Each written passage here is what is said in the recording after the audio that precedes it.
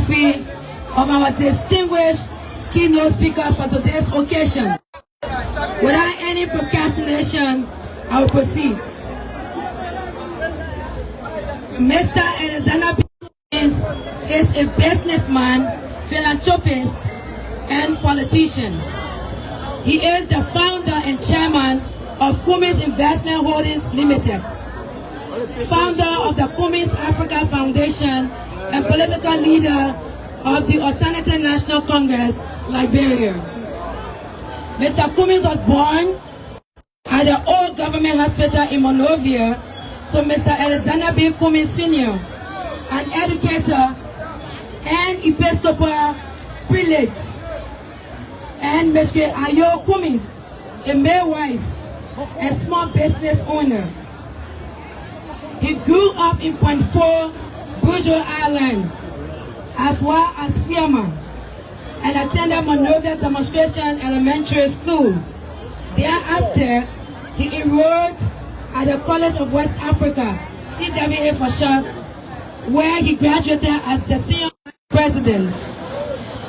He started college at Cottington University in Ball County, and later transferred to Northern Illinois University in the United States of America.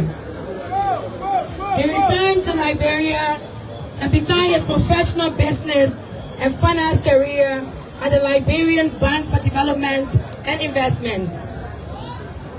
He returned to the United States of America to further his education. But like many Liberians, could not return due to the civil unrest. He started work with the Berry Company, where he subsequently rose to the position of vice president for all of Bill Berry's international businesses. Mr. Cummings joined the Coca-Cola Company in 1997, where he worked for 19 years until his retirement as vice president and chief administrative officers of the Coca-Cola Company. He began at Coca-Cola in Africa as managing director and regional manager of Coca-Cola Nigeria, and was promoted to president and chief operating officer of the Coca-Cola Africa Group, responsible for all Coca-Cola Company's operations in Africa, encompassing a total of 56 countries and territories across the continent of Africa. In 2008, Mr. Cummings was promoted to Executive Vice President and Chief Administrative Officer of the Coca-Cola Company, with solidated oversight of key global corporate functions, including strategic planning, human resources, legal, information technology, strategic security, sustainability, the Coca-Cola Foundation, and all the technical functions, including research and development, innovation, quality, procurement, manufacturing, etc., across 5 groups and 200 countries globally. He has lived and worked in Liberia, the United States of America, Nigeria, Kenya, the United Kingdom, and South Africa. He retired in 2016 and focused on Liberia to serve his country in business, politics, and philanthropy. As part of his philanthropy, the Cummings Africa Foundation has invested nearly $2 million into health, education, entrepreneurships, the arts, and women and youth empowerment in Liberia. In 2015, Mr. Cummings received Liberia's highest honor, the Humil Order of African Redemption, for his humanitarian work in Liberia and acts supporting and assisting the Liberian nation and Africa. In 2017, he contested the Liberian presidential election and came 5th out of 22 candidates, despite joining the race less than 2 years to the elections.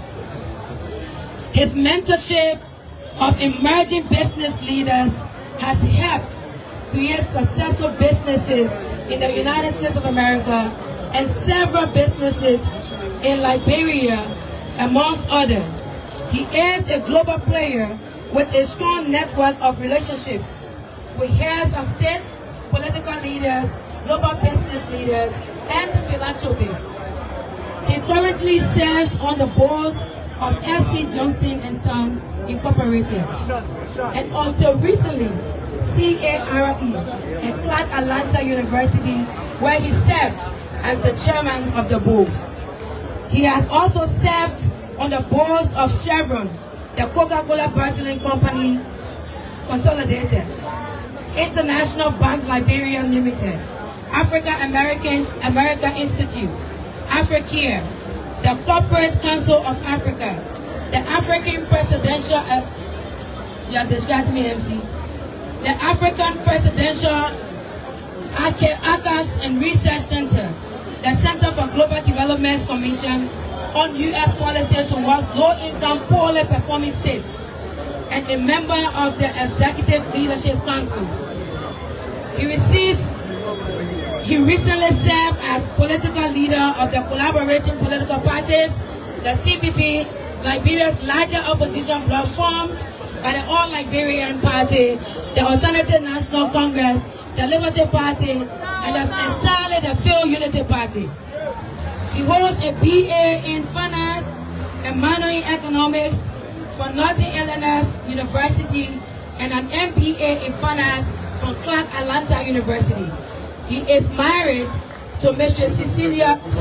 Teresa Cummings for 40 years. They have 2 children, Ayo and Boaka, and 5, not a Boaka that is based in Liberia, and 5 grandchildren. And I have the privilege to invite to this podium our honorable keynote speaker, Mr. Alexander B.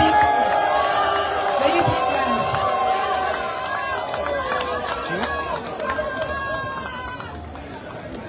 Thank you, please have a seat. Thank you. Hello.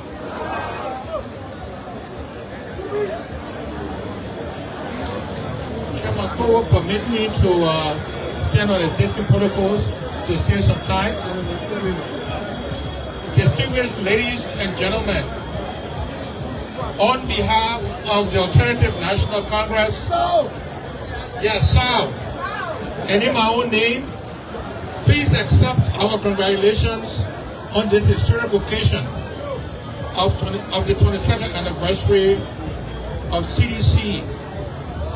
And let me also say to Senator Nimley, Senator Dennis, it's good to be celebrating this occasion with you in Grand Gedeh, the land, the rising sun. This moment speaks not only to the growing strength and maturity of our democracy, but to the perseverance and triumph of a people's movement. A people's movement. The formation of the Congress for Democratic Change was a pivotal moment in the course of our political dispensation. This party of the masses, led by President George Weah, gave voice to the voiceless, hope to the hopeless, and courage to the downtrodden. This party gave sons and daughters of income and neglected communities an opportunity to serve out of West Point, Newport Town, Claratown, Logan Town, Zwedru, and across the nation, key ministers, commissioners, directors, representatives, senators, and a president. This is symbolic of the power and resilience of a people overlooked, underestimated, and treated like outsiders in their own home. I know that all too well, as I have also been overlooked, underestimated, and treated like an outsider. From a young boy with 3 sisters who grew up in Point 4 in a humble Christian home, a mother who sewed women's underwear, and an educator who later became a preacher, competing in a foreign country and rising to one of the highest positions in a global company, valued at over $355 billion. I was overlooked and underestimated when I returned home 10 years ago to serve my country. And I was also called an outsider. I've been labeled arrogant, proud, stuck up, but in fact, I'm just a simple and blessed by God.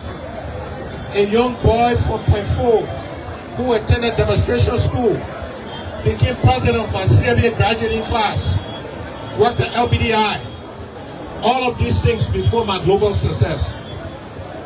Similarly, with your standard bearer, our former president, a simple man blessed by God, a young talented man from Claratown who played football so well for local teams before his global success, who came back to serve people. That is what this moment is about. Triumph, resilience, perseverance of people overlooked and underestimated. This moment is also a living testament to a traditional Liberian proverb. Although a tree may grow into many branches, it is never separated from its roots. In our multi-party democracy, we may each be identified by different party labels, but we are all from one root, Liberia, which means our common denominator, which is our common denominator. Our destinies are inseparably linked, and so our future must be built together as one people. Today, as a nation and people, we face a struggle that is as old as our country. Some have termed it a struggle for rights and rights. Others have named it a struggle for social justice. But at its core, Liberia's struggle has always been for equality of opportunity. For too long, poverty, inequality, exclusion, marginalization have deprived our nation. These evils have dominated our political space and undermined our quest for nation building, sustained development.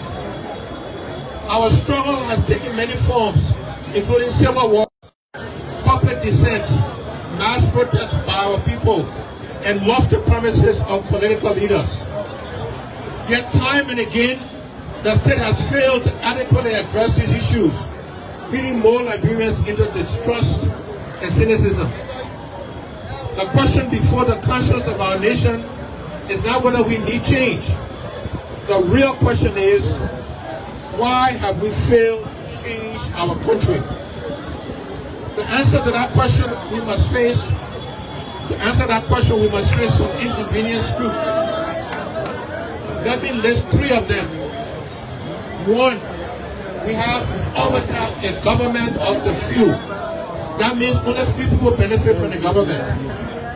We have failed because what should be a government of the people, by the people, and for the people has become a government of the few. Government in, government out have prioritized only a few people.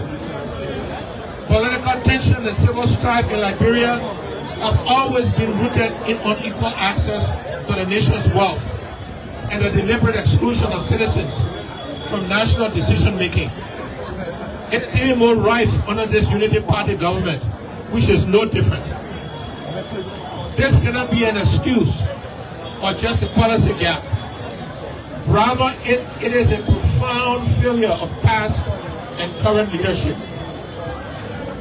At every stage of our development, bold and visionary decisions are required to ensure fair distribution of our resources and to foster reconciliation.